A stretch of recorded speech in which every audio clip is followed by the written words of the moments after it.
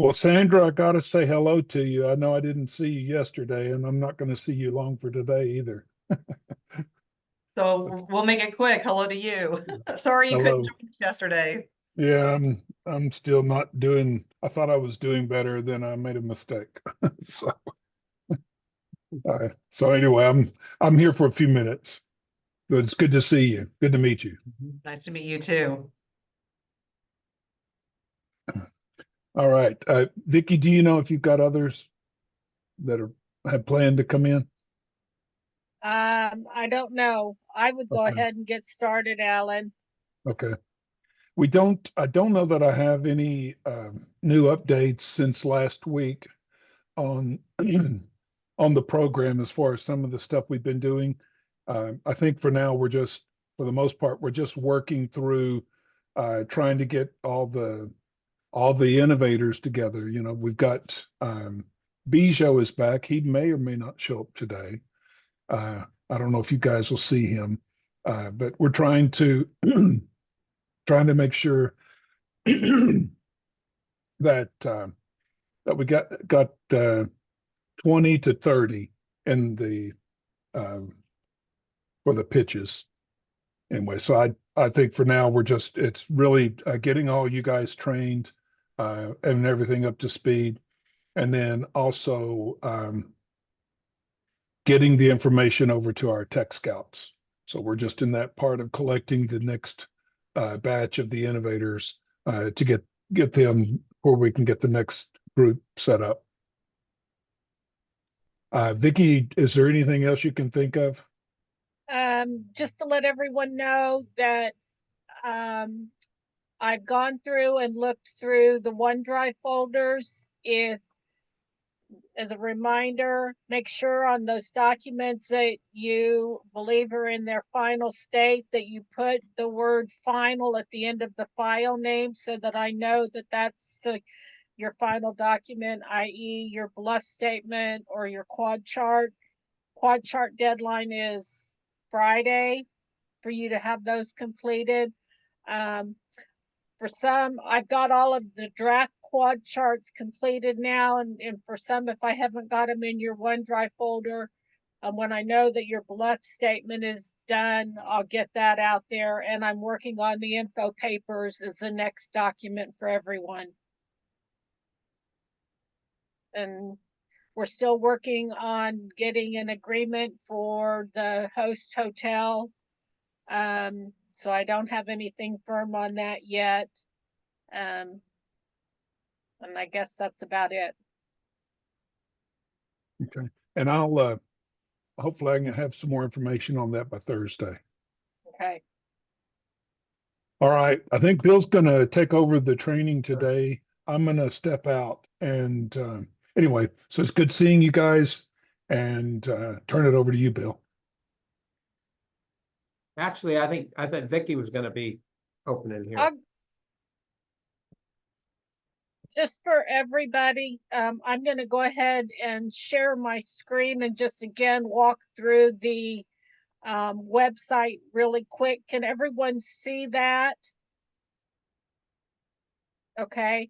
I got there by, you can come over to more, to the conference page, and then we have all of the different application blocks here. Tech transfer training. And then this is where we have all of our presentations for all the different documents that Bill recorded several years ago that we're using now. With each of the different documents, we have an example and then an actual template that you could use as well. And then some additional resources here that you'll hear us referring to: the combatant commands, capability needs, the Defense Innovation Unit, areas of focus, the TRLs, and then we also have the procedures for the YouTube shorts on this page as well. You will notice something different, and I'll just say this up front now, that in the examples of the documents in the video that we're going to show, there's a difference between them and what's on the templates on the website now, and that is in reference to the defense innovation areas of focus and lines of effort. That is a new piece that we added last year after our working with DIU. And then, so I think, Bill, with that, I'll probably go ahead and share the pitch presentation. Okay, Let me make sure I do it right, because you've got to do it with the sound.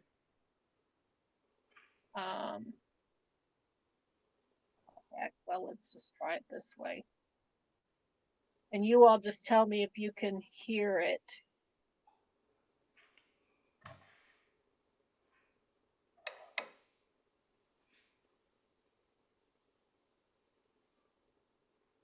Can you all hear that? No? Okay. Let me stop my share then. And now.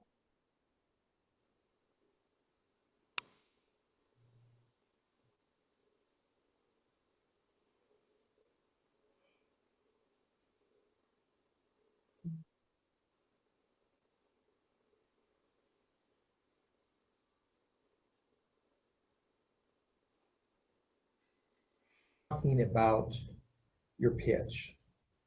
And we'll start out Wanna by make it talking screen? about preparing for your pitch.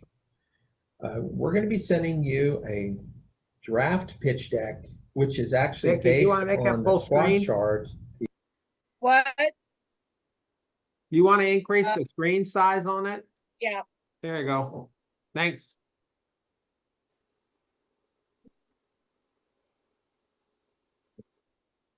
The original draft quad chart that we sent you. This is going to be an opportunity to go a little deeper into your technology. Remember, it's not going to be a sales pitch. Really think about the difference between a technology pitch and a sales pitch. So if you don't already have a presentation in mind, here's going to be at least a starting point for you. We're going to start out looking at the quad chart. Basically, what we're going to do is map your quad chart into a pitch deck. So if you look at the quadrant 1, upper left, we're going to walk through that. So we'll start out with a slide, a title slide, and then the next slide is going to be quadrant 1, that one sentence description of your technology. So then the second slide is going to be the bullet points under that sentence. So if you think about this as we're walking through this, we can basically take each one of your sections in quad chart and just divide them up into pages in your slide deck. So the next slides are going to be quadrant 2, the items in quadrant 2, and then a second slide after that would be if you want to split out your bullet points in quadrant 2. Then on to the next quadrant, quadrant 3 in the upper right-hand corner, we're going to be splitting that we're putting that all into one slide, and then you can have a second slide if you want to split into a second slide. And then as we go down to the fourth quadrant, we're going to be talking about going to start off with TRL and scaling information. I put that on one slide, and then the timeline information on the other. And then the following slide, the last slide, would be your summary slide. And I don't have anything to draft in that necessarily. That's something you really want to put the final touches on. So as you go through this, keep in mind that this is just a draft of what it would look like. So what I would recommend, and this is why we had you start on the quad chart, I would recommend going through your quad chart, your finalized quad chart, and actually just copying and pasting the information over into the appropriate place into this draft to have an updated draft of your most important information. Then remember to remove the red comments, of course, and add graphics. You can move text blocks, change titles. This is just a draft to get you started if you need it. You can definitely use your own format for your pitch deck. You don't have to use this, but remember, you've already gone through a lot of work to emphasize in your quad chart what is most important, and then to flesh it out in the information paper. You've already decided what's most important to get across. So don't just start with a company pitch that you have from somewhere else and use it. You might be able to use the basic format structure, but remember, that's probably a sales pitch, not a technology pitch. A lot of times people ask me if they can use a pitch that they already have, and I always say, what is it? And it's almost always the wrong pitch. And think about it, you want to make sure to incorporate your best effort that you've already decided on. So now in the last slide, in that summary slide, that's where I would put the ask, normally probably at the end here. You might say it right up front at the beginning, depending on your personal style. What is it that you want to get out of meeting with these Tech Scouts? Now remember, they don't have check writing ability. So if you just get up there and say, I want you to write me a check for $1 million to get this done, they can't necessarily do that. But they might be able to provide you introductions to people that would be very interested in technology that might be able to do that. I've seen them refer to places to get testing and evaluation done. Sometimes they can actually circumvent some processes and help you get that kind of testing done very quickly. I've seen that happen.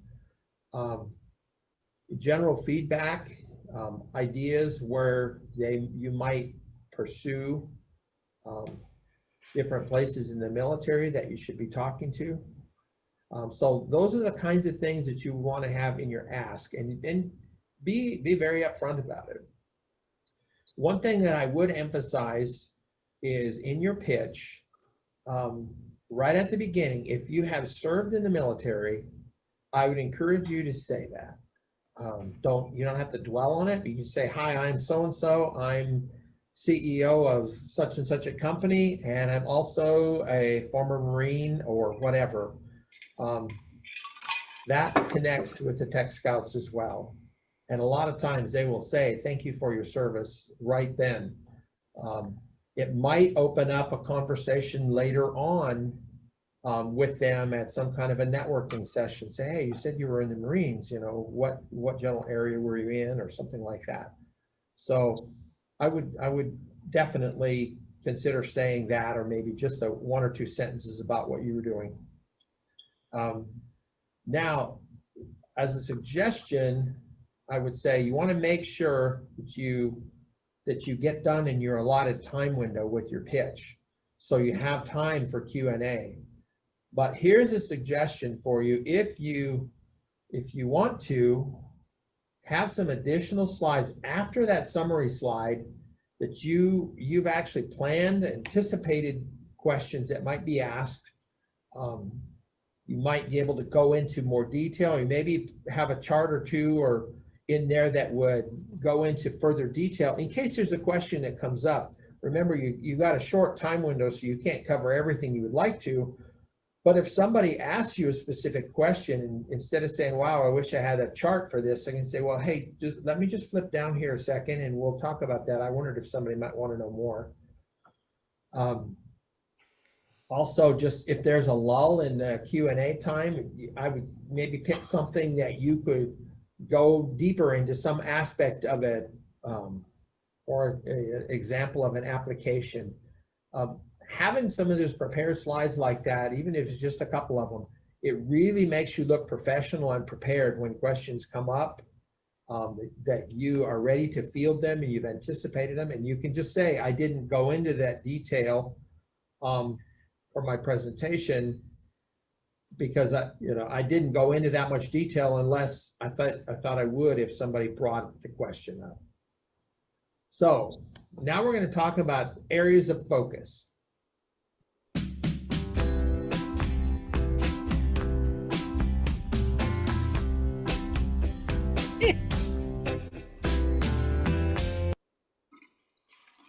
I have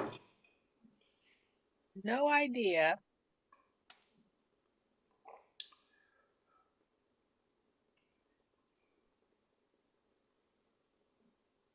What it just did.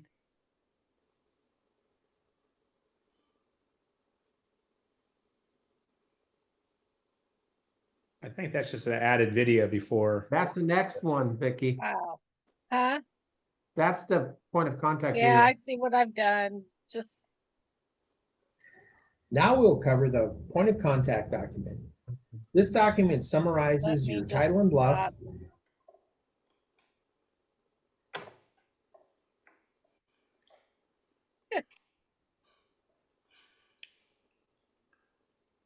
I know I'm not musical, so that wasn't me that was playing that cool music. Might have been Rick, I don't know. I know it wasn't me.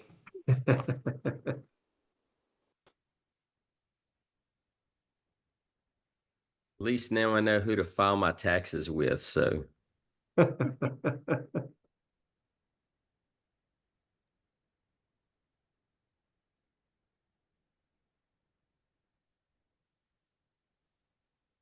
While we're waiting for that to come back up, if you any questions or comments so far?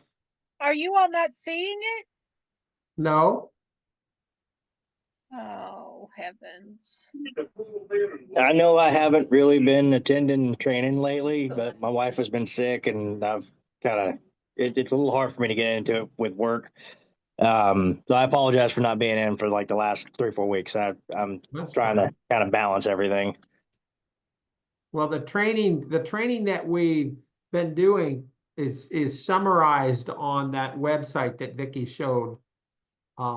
We try and add more detail and clarity, but in person, but the actual training is pretty much covered there, at least at the basic level. So if you go Can you back and see look the at those, you video can, now? yeah, I can see it now. Okay. Sorry about that, folks. I've already said you want to kind of track what you've already said in your quad charter and information paper.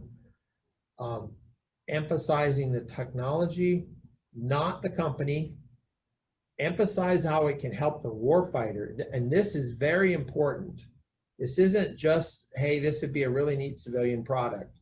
They're here specifically, they may refer you to people in the commercial sector, but their primary job is to help the warfighter get their job done more efficiently and bring them home safely. So tie it back to the warfighter, especially in quadrant 3. Tie back to what do you do for them, either directly or indirectly supporting them through better situational awareness, support some kind of capabilities, a new capability or an enhanced capability.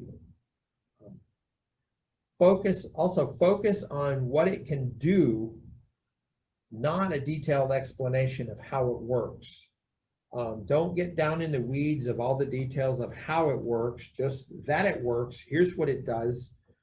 That will also keep you out of the intellectual property realm. So you can give them a teaser, but you're not advertising to everybody all the details of your secret sauce. You may give them enough information to show a basic plausibility, like, I'm doing this, I'm adding this capability because I'm able to do this at a different level or at a different amplitude, or maybe I can enhance it in some ways due to some new technology that has just come around the corner. But you don't have to give a lot of details. Intellectual property details are not required when you're giving your pitch. Emphasize on how it's unique and how it stands out from its competitors and what it will do. Communicating the potential capabilities to the DoD and to the warfighter, not just selling the product. It's important. It may be an important technology, but it's not important just that you're another person who also makes this technology. Why are you unique about this technology? Something about your company has to stand out. And remembering that the military personnel here, they're not your customers, but they may very well know them. So keep that in mind. Graphics are really good, but only if they enhance your presentation. I've had people come to me and say, you know, they have a really interesting graphic on the front of their presentation. It's like, okay, what is that? And they said, well, I don't know, I just thought it looked cool, so I thought it would get their attention. Make the graphics work for you. Otherwise, don't use them. Do something with them, show some capability or enhance some way, maybe showing an environment where this might be used or something that would really fit with your presentation. As far as videos go, we really encourage you not to use videos. They tend to give trouble, and the Tech Scouts, they tend not to want them. I've actually been chewed out by Tech Scouts saying, why did you allow them to use that video? If you really think you have to use one, then talk to your tech coach about it.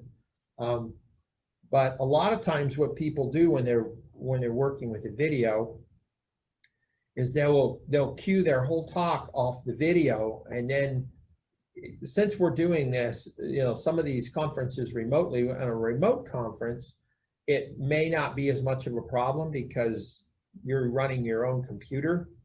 But especially if you're running somebody else's computer, I would say the percentages of them not working is about 25 to 30% chance that it won't run because of some codec that's not there or something, or just having a bad attitude.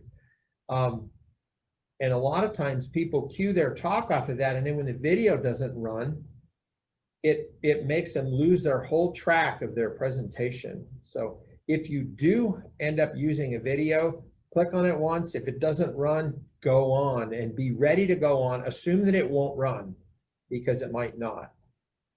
And if you do use a video, make sure that it is as short as possible. We had one company that had about a 3-minute video, and almost all of the video was showing a UAV flying in the air, shooting pictures of the ground. We all know that UAVs fly in the air and take pictures of the ground. But then about the last 30 seconds, then they started showing what they did with that video. But they wasted 2.5 minutes, and tech coaches told me that was a waste of time. We already get what it'll do.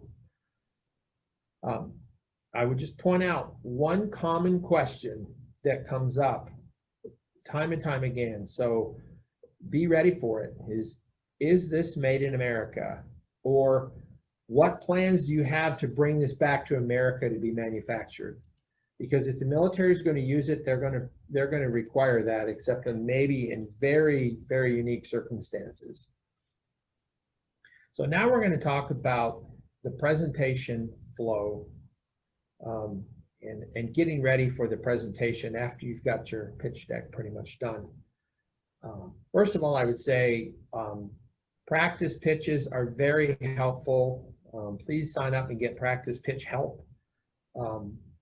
Out of everything that we do here with the Tech Innovation Center and at the Kansas SBDC and different conferences we help with, that's the #1 feedback we get, is that everything you did was very helpful, but the practice pitch was the most helpful, where we go through and actually listen to you and try and give you an idea of how you came across, how much you emphasize one thing too much or not enough, other things you should have drawn out, so that your first pitch isn't the real pitch. Now, for the Encountering Innovation conference that we do, we'll just talk about the mechanics of the actual presentation. Our conferences, typically we have a 1-minute window with a hard time break to the next presenter. So we like to say, think 9-9-2, 9 minutes to present, 9 minutes of Q&A, and 2 minutes to roll over to the next presenter. And if you're not out of there in 20 minutes, you'll have to be removed out of there so the next person can start. For other conferences, those times will vary, but it will be very similar. You're going to have a window allotted for pitch time and Q&A, and make sure to plan accordingly. You do not want to take so long in your pitch that you end up having very little Q&A time, because that's the feedback you really want. For those of you that haven't had a lot of experience in presenting, a good rule of thumb is about 1 to 2 slides per minute. So in the example above, for a 9-9-2 pitch, we ended up with a slide deck that was somewhere around 10 slides. That works pretty well. Some people are more comfortable with less slides, and some are more. But what you don't want to do, you don't want to have so much information on the slide that it's hard to read. You don't want to be flipping through slides so fast that it feels like a choppy video. You know, you're flipping every 5 seconds. You don't even have time to, the people in the audience don't even have time to read it. But 1 to 2 slides per minute is reasonable.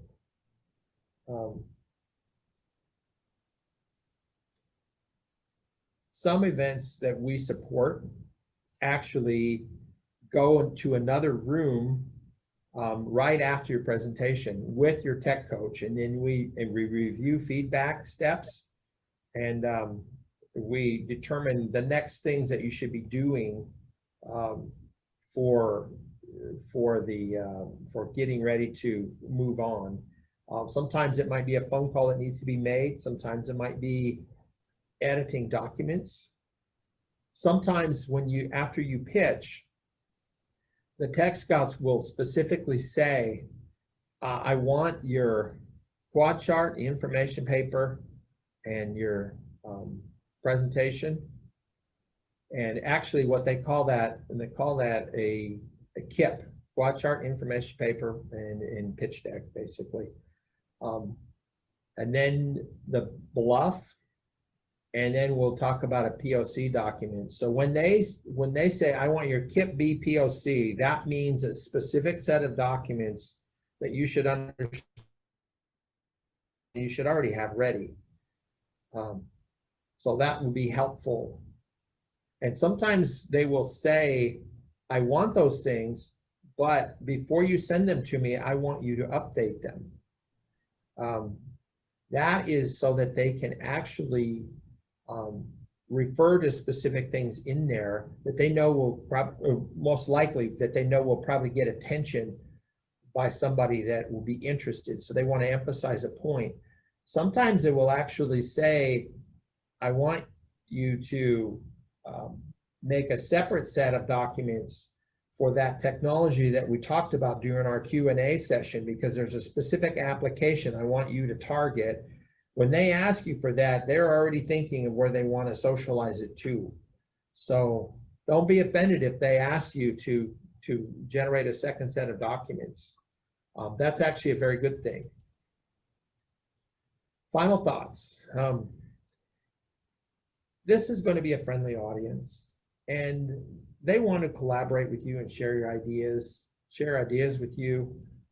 So what I would say is, think about sitting around the table with a group of sharp people that are really interested in your technology and have volunteered to be helpful. They may even interrupt you while you're doing your presentation to comment or ask a question. That's actually a good thing. It shows they're engaged, they're interested. So don't be intimidated. I mean, you want to do a good job and you want to come across professional, but they are not evaluating you based on how well you can stand in front of somebody and present. Remember, they're focused on the technology. So present that, and then just relax and enjoy the interactions.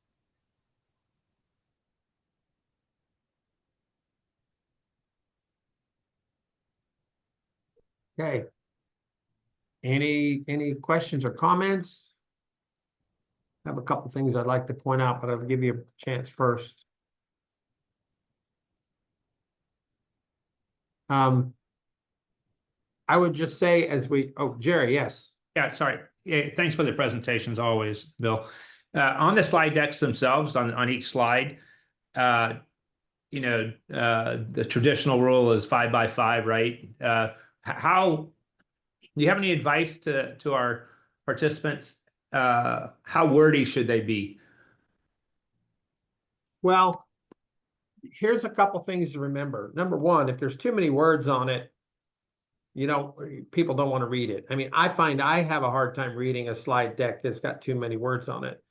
But this slide deck isn't just for your presentation. It's in case the Tech Scouts decide they want to refer you on. It's a document to be referred on, and somebody that gets this document won't have the luxury of sitting and going, okay, could you explain that second point? So you want to be concise, but put enough in there to get their attention. Remember, you're not this document is not really trying to get everything about your technology and everything that it can do, communicate it. It's really a teaser to the Tech Scouts to pass it on to who might need it, and for them to go, okay, I need to have a conversation with this company. So it gets you to that conversation with the right people in the military, which is probably not going to be the Tech Scout. Sometimes it is, but a lot of times, I mean, they're referring you on. They work with so many people over the course of a year, hundreds and hundreds of technologies. They will tend to pick a small handful of those technologies and carry those. I've seen companies that one Tech Scout I know has been working with this company since 2018, since they first saw them. That's rare because they just can't. They don't have the bandwidth to do it. So anyway, I would say just be concise, but not to the point of just a bullet. The bullet isn't just for you. It's for the audience that's reading it too. So. Okay. Are the speaker notes, can that be used to add additional information? Will the tech advisors, the Tech Scouts read the speaker notes if we don't want to use all the words, but we want to be able to share more information with those who come in contact with the pitch deck? That's an interesting question. I haven't had that question before. I don't think it hurts to have speaker notes in there, and somebody, you could probably even on your, if you wanted to, you could put on your title slide a little comment, see speaker notes for additional information. That's a slick idea. And if so, you're giving them the respect of saying, I'm going to say this concisely. If you want some more information, there's a little more in the notes. I think that's perfectly fine. I don't know for sure what happens. It should come through just fine. I know any kind of hyperlinks, most government sites strip out. So if you want to use a hyperlink, make it look like a hyperlink, but just say, copy hyperlink here or something. Then they can do that if they know it's a reasonable link. And if I can mention just one thing that's come up several times, the Tech Scouts, they go out and they talk to the commands, and they go to another command and another command and another command, and they try to remember a lot of stuff. So in your pitch, and I'll even emphasize sometimes putting them in a different color, the takeaways. Because 3 to 5 takeaways is all anybody can remember leaving, and I guarantee you 1 or 2 is all they're going to remember a month from them, even if it's really good. So if that's in there, and if it's even in a different color for those, couple of takeaways that really emphasize the type of technology, they're going to remember it. And then when they go to another command, they're going to remember it and then go back. So, but I do like the idea of maybe even sticking stuff in the notes, because when it goes to the command, it gets handed off to some of the project people, and the project people are going to be interested. The one thing that they told me back when I was at NASA was that always make sure your website is on there. In fact, I remember one time when we were putting stuff together, the engineers said, hey, we're real happy that you're putting this stuff together, but put the website on there so we can do our own homework. We don't need you doing it for us. But in your case, it's obviously the right stuff. So having that website on there is real important because they go straight to that. Anyway, that's my Well, and that's a good point, Rick. I have actually seen Tech Scouts in the presentation. They'll pull up the website while you're talking and they'll be glancing on there and say, okay, I see a picture of that on your website. And what about that? Oh, here's some performance specs that you mentioned on your website. I think you should put that on your presentation slides so that when I pass it on, they'll have it. I mean, they look for that stuff. So good point. I would say too, if you're welcome to do your own, make the presentation yours as much as you want. If you're really intimidated, I mean, literally, I've had people get up and do well presenting where they literally just copied the quad chart into the appropriate slides and gave their presentation, and they did fine. Add a few graphics.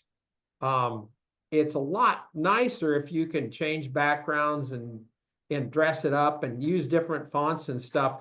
But one thing I would really suggest is you can make it yours, but if you follow the general flow, the logic of the flow, and especially the titles of the flow, real close to the same title, because the Tech Scouts they will be tracking with you. They've been listening to presentations before you.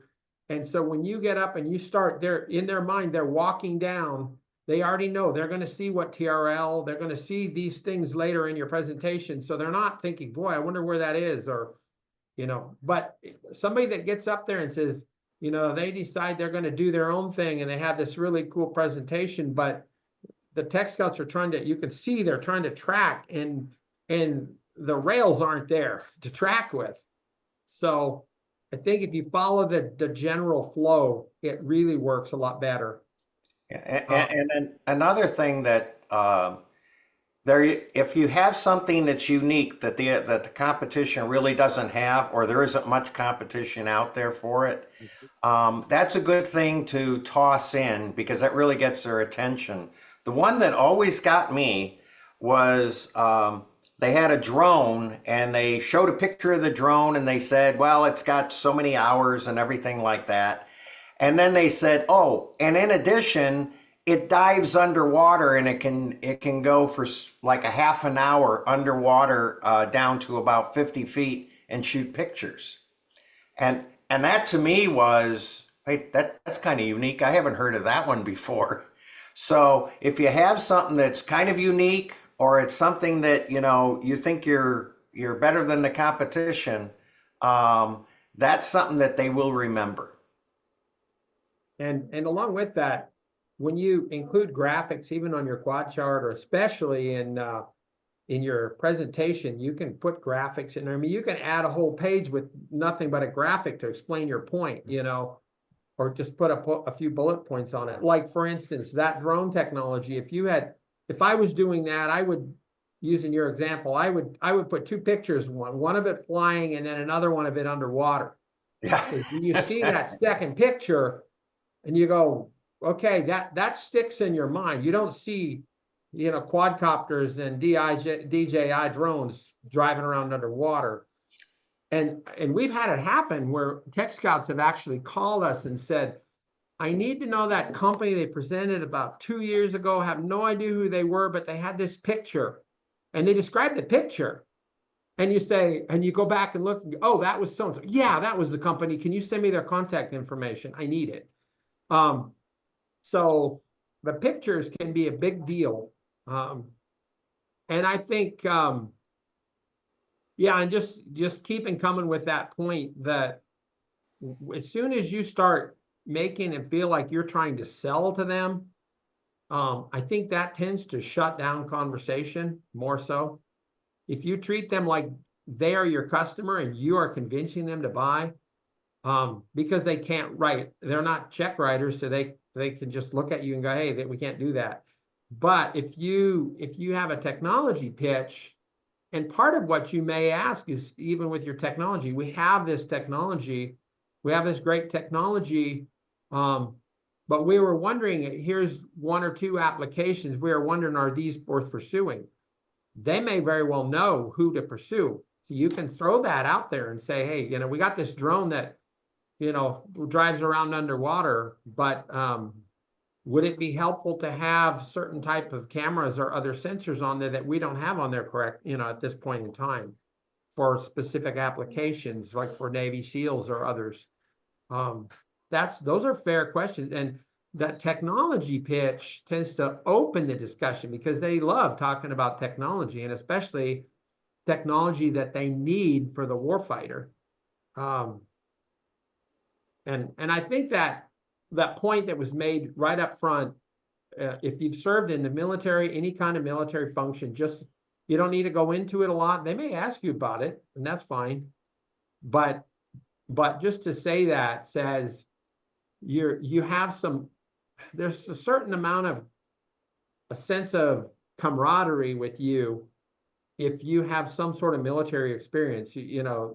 Vicky and Rick, we've all seen it. And others, any of the tech coaches on here too, you've seen it sometimes. Sometimes they'll stop you and just say, thank you for your service, or what group were you in? Various things that you don't want to dwell on it unless they bring it up, but it does help. When you get to the summary, there's a couple things that just to point out. When you get to the ask, what are you really asking for? Don't be shy. And you don't have to be so polished that you communicate that you know everything. I mean, you can ask specifically, hey, I've been trying to get into SOCOM for a long time and I can't figure out how to get there. Or, I've specifically been working with, trying to get in this group or that group. Or I'm trying to find the specifications that I really need to make a difference for, somebody in these areas. How do I find that? When you ask them questions like that, they're more prone to try and help you because those are questions that they may have answers for, or can point you to somebody that might have answers. And I don't know for sure, but so-and-so at this group should be able to tell you who you need to contact. So that the comments where we talked about having additional slides off the end, I learned that when I was doing engineering presentations. I still do sometimes, but at national conferences, and there's so much you want to say, but you can't put everything in your talk. And so you stop and think, okay, here's the basics I really need to have in my talk, but what are some common things that come up related to my technology or application that I want to be able to address? And you just make a slide or a couple slides that target that question. You may not actually have all the bullet points on there, but even if you did nothing else but had this graphic, so it's really easy to get up there without that and have somebody ask a question and you go, oh man, I have this perfect slide that shows exactly what I wish. Or, I have that perfect picture of that drone both in the water and out of the water, and but I don't have it with me. You can have 10 or 15 different extra slides that you don't show, and then you can just very quickly bop to one that might answer a question, or not use them at all if you don't need them. But it really looks very professional, like you're well prepared. You anticipated some of the direction that the conversation might go. I think it's very helpful. It comes across very well. I had a question on those lines there. So if one of the tech scouts were to ask for our presentation, would they also get the backup slides as well? Yeah, they would, unless you took them off. They may not want them. You could ask them you might ask them in that discussion. Some of the tech scouts are really finicky and some are not. I mean, they're people just like we are, and we all have our preferences. I know one tech scout that used to say, I want 10 slides. I don't want 11 slides. I don't want 12 slides. I don't want 5 slides. I want about 10 slides, no more. I see. And he probably wouldn't have accepted it, knowing him. Yeah, okay. But others, you could just show them, I have a few extra slides. I wouldn't send them 20 extra slides or something, but if you have a few extra slides, that probably wouldn't be a problem. So What we'll do, David, is after the event is over, the tech scouts will let us know if there are certain documents that they want from whichever companies. And what we'll do is we'll combine all of that into one PDF document. And so generally what they'll ask for is your bluff statement, your quad chart information paper, and then your pitch deck. And whatever you have in that OneDrive folder is your final complete document. We'll ask you after you've pitched to go back, look at the notes from the tech scouts. We'll have scribes taking notes in all of the pitches. We'll ask you to go back and look at those documents and update them if there are any updates based on comments, questions that the tech scouts had. And then once we have that final document, we'll combine everything into one PDF, and that's what the tech scouts will see. I see. Yeah, that makes sense. Yeah, I have one more thing too, and maybe this has already been mentioned, I can't remember. When you start out, the tech scouts are hearing one after the other. And they get a little tired, they keep pumping the coffee, but you kind of have to grab their attention sometimes. But the best way to do that is when you start out the thing, and I'll just give you an example of one that actually Tim Fowler heard when he was here in Houston. And what the guy said was, he said, well, we've developed a small robot that climbs up on stacks, these large ventilation stacks, and it was really for the oil company is where they had developed it. And he said it climbs up these stacks, and we have a sensor that will that actually, I think it was X-rays the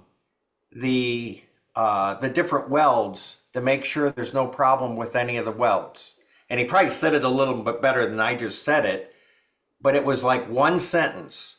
We've developed a robot that will climb up on these metal stacks, and we have a sensor that will actually take a picture, and I can't remember if it was X-ray or it was a different sensor, and it will, it'll take a picture of the weld and it'll let you know whether you got a good weld or not. That was it, one sentence.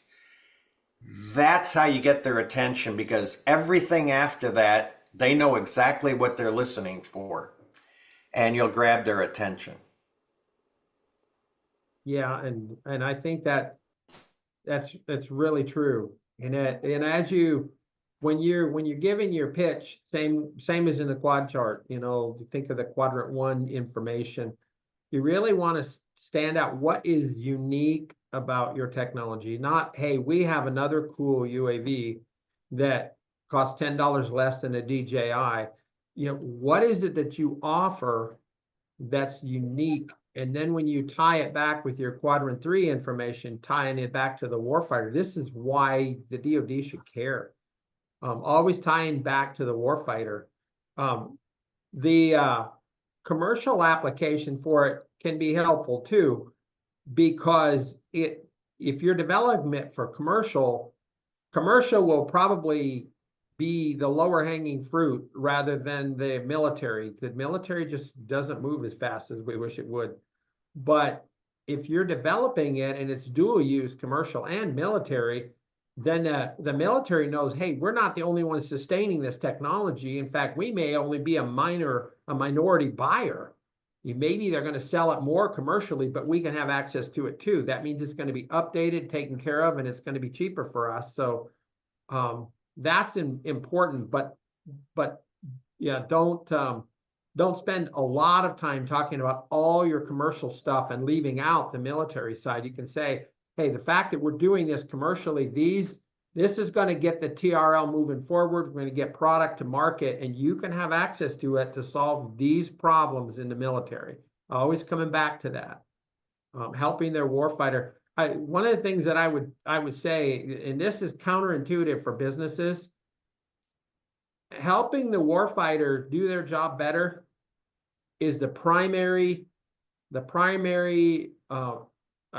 thing related to your pitch. The pricing of your product is actually secondary. Now, in the commercial world, that's not necessarily true.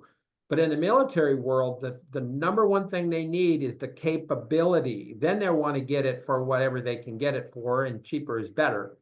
But it doesn't matter if your product is cheaper. If it's only got 90% of the capability is something that's twice as much, they're going to buy the other person's probably.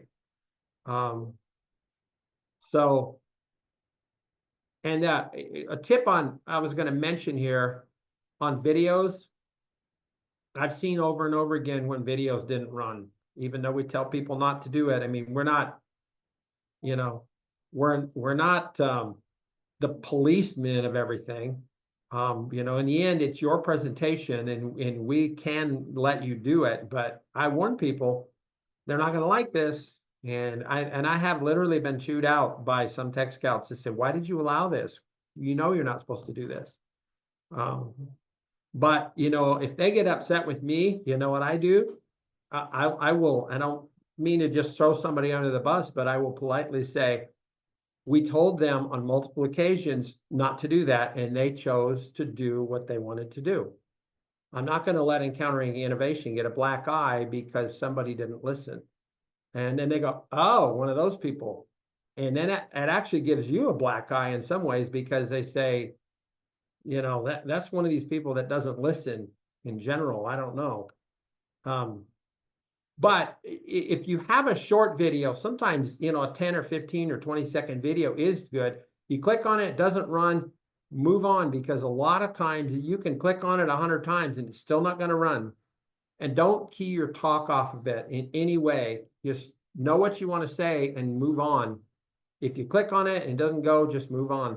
But one of the things you can do in lieu of video, and this works every time, is you could do like snapshots of a video, like freeze frames, and do 2, 3, 5 slides in sequence and show, okay, here, this is when we start out here. This is the position everything is.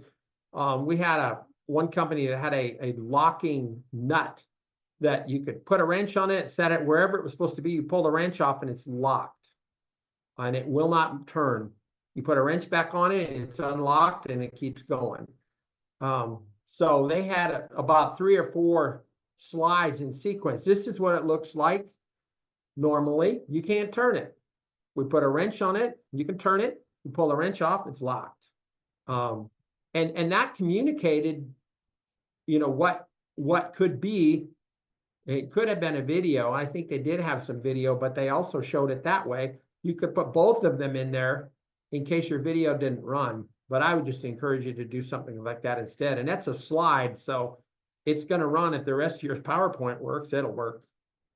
That question about made in America, if there are some technologies, especially if you think that your technology is anything that might be related to something that would be used in a classified world, or for official use only, or anything like that, one of the first questions they'll probably ask is this, do you have plans to make this in America? Or do you make this in America, or do you have plans to move it here?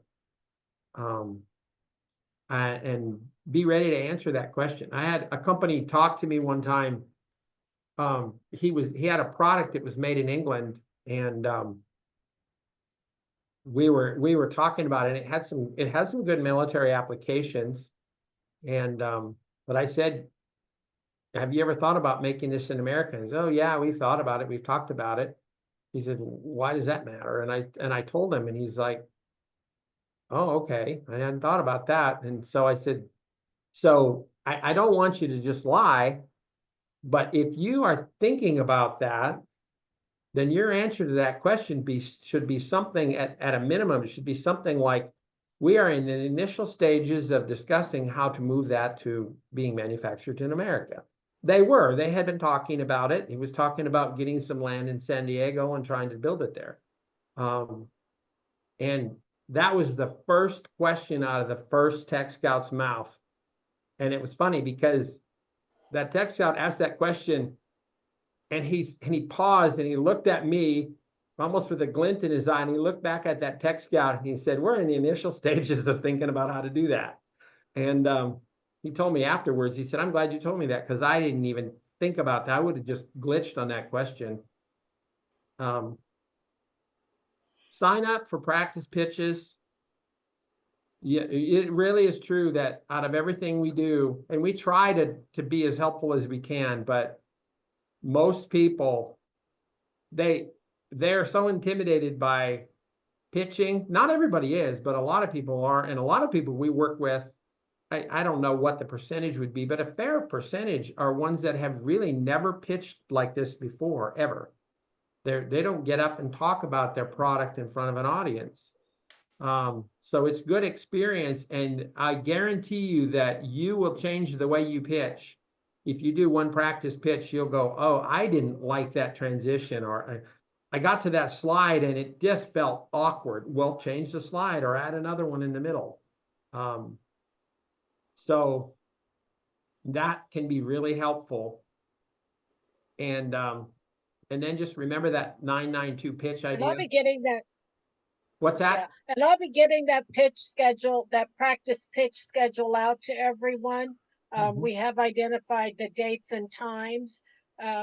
In those practice pitches, we'll allow 30 minutes for that. That gives you 20 minutes for the presentation, the feedback from the EIT members that are sitting in on those, and your tech coach as well. And then, just a little bit of extra time if we need for any other comments or questions. So you'll have their 30 minutes in length. Yeah. And your tech coaches will be invited to participate in those as well. Rick and Bill and Alan, and hopefully Michael Lepton and maybe Nick Alder will be sitting in on those practice pitches to provide feedback as well. And what we try and do, what I like to try and do, I mean, sometimes it doesn't always work out the way you expect, but I like to try and take the first part of that practice pitch as you're pitching, and then right after to be more formal and actually, after having sat in on a few hundred of these, to actually pretend that I'm a Tech Scout. I'm not, but to ask the kind of questions I think they would ask, and almost more formally, what kinds of questions would they tend to ask? Is it made in America? Have you considered this or that? And then after we kind of get through that, and that may be maybe we can't even hold that for 30 seconds or so, sometimes several minutes or more, then to drop back to the informal and say, okay, that fifth slide was really good, but then when you transition to the sixth slide, I lost something somewhere. And help you think through the transitions and what was awkward, what was good. And they will have somebody timing it. You say, hey, you had a really nice presentation, but it was 11.5 minutes long. It was too long. So where do you think you should cut? I think you could probably cut a minute out of this one slide. So those kinds of questions you'll get feedback on, and those kinds of comments. And especially when there's multiple ones of us, you'll get all kinds of different flavors. Rick's going to have a flavor of a business mindset that I don't have, and I'm going to have a technical mindset that he might not have. And Michael Lupton has been a government Tech Scout before, so he's going to have a perspective that is different than all of us. So anyway, I'd encourage you to do that. And I just really look forward to doing that. Actually, to me, the practice pitches are the most fun because number one, it's when we can help you get some of the jitters out and just get up there and talk about what you love. You're doing this because you have a passion about what you're doing. If you didn't, you'd probably be doing something else. And I am not averse. If I think you're doing something that Tech Scouts would interrupt you, I will interrupt you and say, hey, what about that point down here? Because they might, and I don't want you to get thrown off track.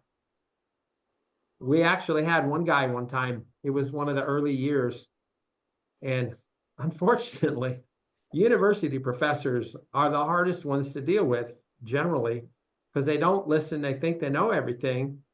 And this guy got up and he got into the middle of this presentation and he was off in the weeds. And one of the Tech Scouts said, I want you to stop and explain this point. And this professor said, he got frustrated with him. He said, well, it's later on in my presentation and just let me go through my presentation.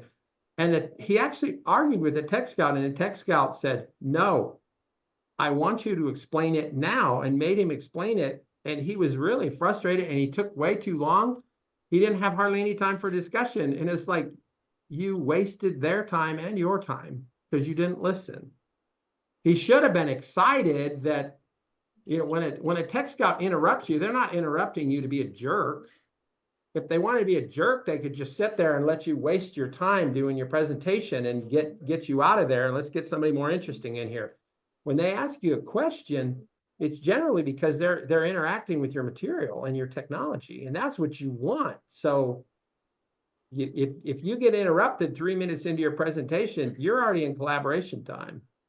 So don't worry about the 9 minutes is off at that point. You're already using your time window for what you can use it for. I think I'm over. Anything else that we want to go talk about real quick before we jump off of here? I don't have anything unless any of the rest of you all have any questions or any. Did you say that the quad chart was due this Friday? Yeah, some of you just got your applications in, so I anticipate that it may be a little bit longer. But I'll just go, like I said, I'll be going in and watching and looking at those OneDrive folders. And when I see that final document is in, I'll get the next one into it, that you can start working on it. Yeah, I think you'll find once you have that quad chart really explain your story, it's painful. It's like clipping your toenails too short after a shower almost. It's like, good grief. But when you get done with that, and then you get to your pitch and you get to your other stuff, you go, I already decided what's important here. I just need to say it now in a different way. And so you'll have, by the time you get done with your quad chart, you will have already done the bulk of the work. The rest of it, busy work, you can put the presentation together. It's what goes into the presentation that's important. And you've already decided pretty much at that point. Well, thank you all very much for joining in, and I hope this has been helpful. Looking forward to the next thing. Yep. So, Yeah, thank you very much. Thank you, everyone. Have a good rest of the day, and we'll maybe we'll be covering the same topic on Thursday. So if you want to join us, we'd love to have you, but if you've got something else going on, we understand that as well. Okay. Talk to you later. Thank you. Thanks. Yep. Thank you, Bill. Yeah. Yeah, that was good. Yeah, I was gonna mention, but I thought